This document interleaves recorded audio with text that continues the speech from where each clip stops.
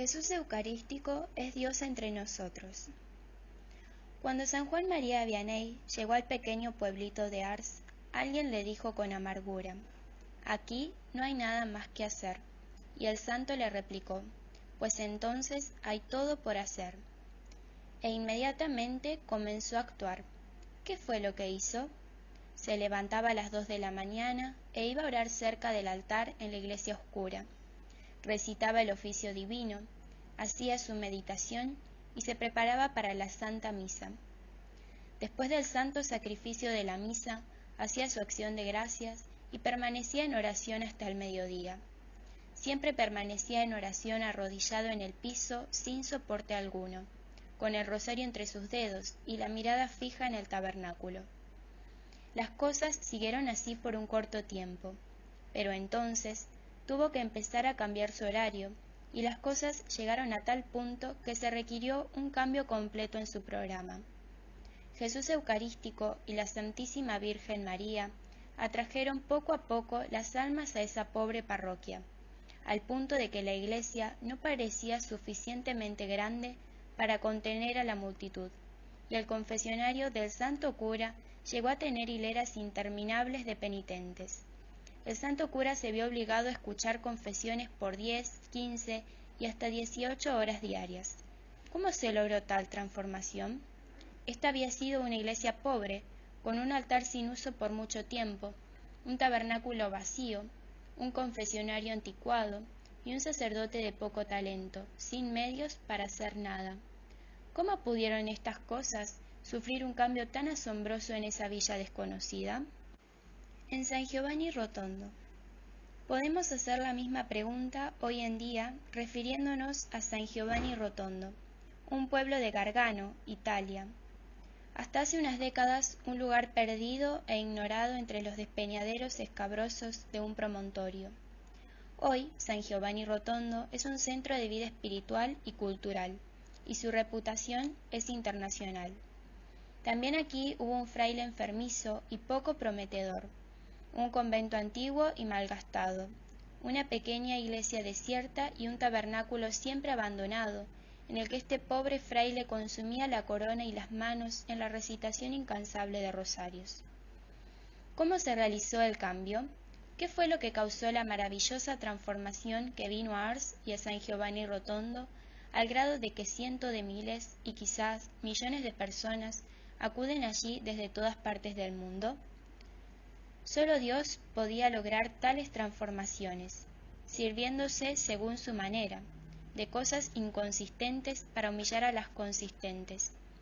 Todo se debe a Él, al poder divino e infinito de la Eucaristía, a la gran fuerza de atracción que irradia el tabernáculo, y que irradió los tabernáculos de Ars y de San Giovanni Rotondo, y que tocó a las almas por medio del ministerio de esos dos sacerdotes, verdaderos ministros del tabernáculo y distribuidores de los misterios de Dios.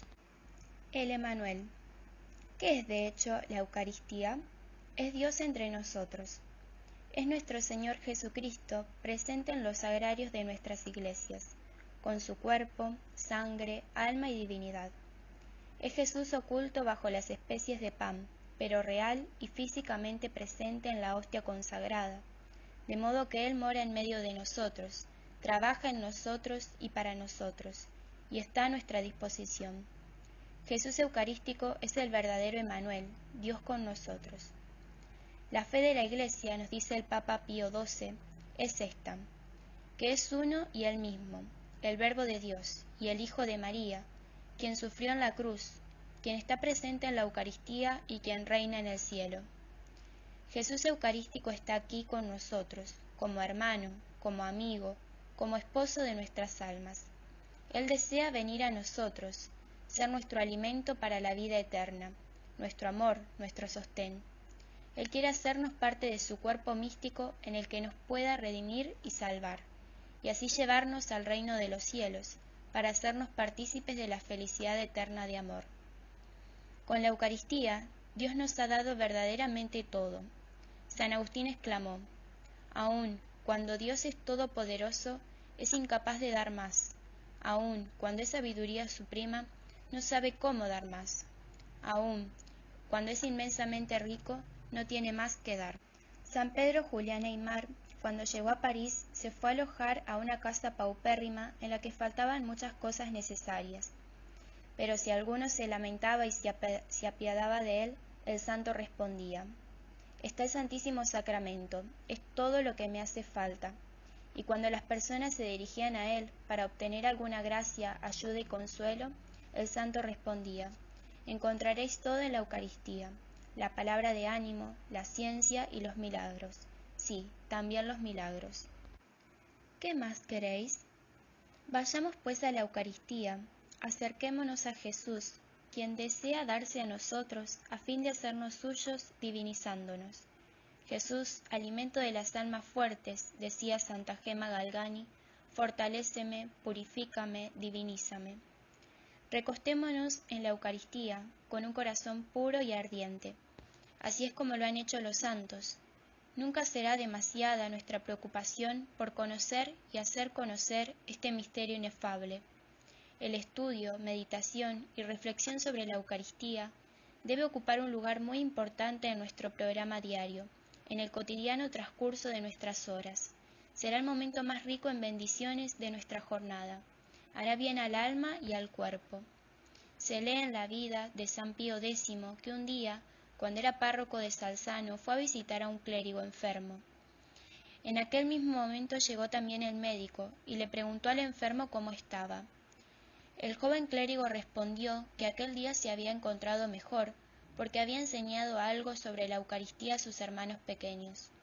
A esta respuesta el médico exclamó en tono de burla: «Oh, esto sí que es bonito. En las clínicas donde he estudiado no he oído decir nunca que la doctrina cristiana pudiera producir estos efectos». A esta amarga salida intervino inmediatamente el párroco en defensa del clérigo y dijo al médico: «Oh, los efectos de vuestra doctrina bien los vemos, doctor, y los vería también un miope, porque el cementerio está lleno de ellos. En cambio, la doctrina cristiana llena un lugar que solo un miope de cerebro no podría ver, el paraíso». La Eucaristía es la levadura celeste, capaz de fermentar en la naturaleza humana de cada uno de los hombres todos los bienes espirituales y temporales. Es un bien tan grande que no se puede desear uno mayor. ¿Qué cosa se podría desear, en efecto, cuando se tiene consigo a Jesús vivo y verdadero, Dios humanado, Verbo hecho carne y sangre para nuestra salvación y felicidad?